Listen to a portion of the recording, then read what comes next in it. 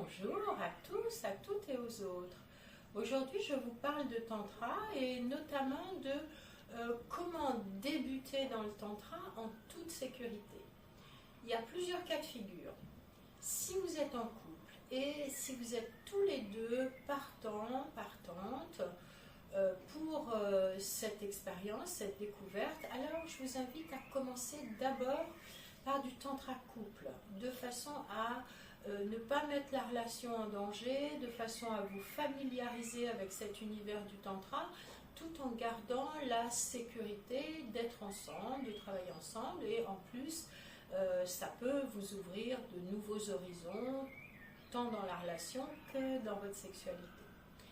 Si vous êtes en couple et qu'il y a une seule personne dans le couple qui souhaite connaître le tantra et l'autre n'est pas partant ou partante, dans ce cas-là, c'est important d'en parler avec votre partenaire, de voir avec lui, avec elle, qu'est-ce qui pourrait être angoissant, qu'est-ce qui pourrait le ou la déclencher, qu'est-ce qu'elle a comme fantasme sur le tantra, et puis bien préciser ce qui serait confortable pour elle que vous fassiez dans ce stage. Est-ce que vous pouvez danser avec d'autres personnes? Est-ce que vous pouvez faire des pratiques assez rapprochées avec d'autres personnes? Quel genre de personnes?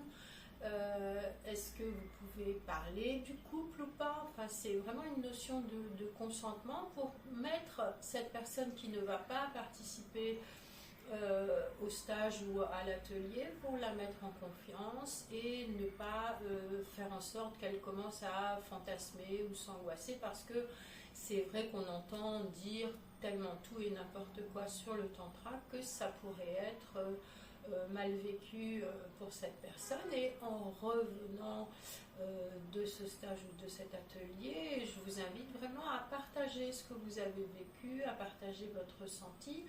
Est-ce que le danger quand il y a une personne dans un couple qui fait du tantra et pas l'autre, le danger c'est que progressivement, si cette personne s'enthousiasme, va de plus en plus vers le tantra, que vous risquez un petit peu de vous éloigner l'un de l'autre.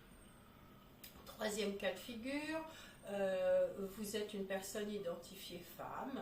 Dans ce cas-là, c'est peut-être plus confortable et plus sûr de commencer par du tantra en non-mixité, du tantra femme. Et il en va de même pour les personnes qui sont LGBTQIA+. C'est bien de commencer avec des groupes en non-mixité, c'est-à-dire des personnes qui ont les mêmes approches, les mêmes valeurs, les mêmes façons d'être que vous.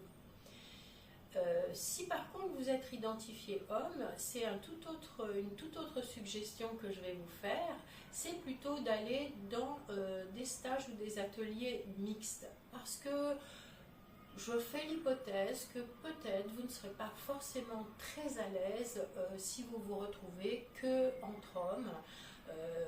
Nous savons qu'il y a une sorte d'homophobie inconsciente qui vient de la culture patriarcale et viriliste, et que vous ne serez peut-être pas forcément très à l'aise pour parler intimement de vous, pour faire du contact avec d'autres hommes. Une fois que vous aurez un petit peu maîtrisé tout ça, que vous aurez l'habitude, eh bien si vous êtes identifié femme, vous irez progressivement vers du tantra mixte. Et si vous êtes identifié homme, eh bien vous irez progressivement vers du tantra homme, parce que c'est vraiment quelque chose de très important. Voilà, et en tout cas, avant de commencer un stage, il est fondamental que vous parliez avec l'animateur, l'animatrice, que vous posiez vraiment des questions claires, précises sur qu'est-ce qu'on y fait, quel est son cadre, comment il ou elle s'est formé.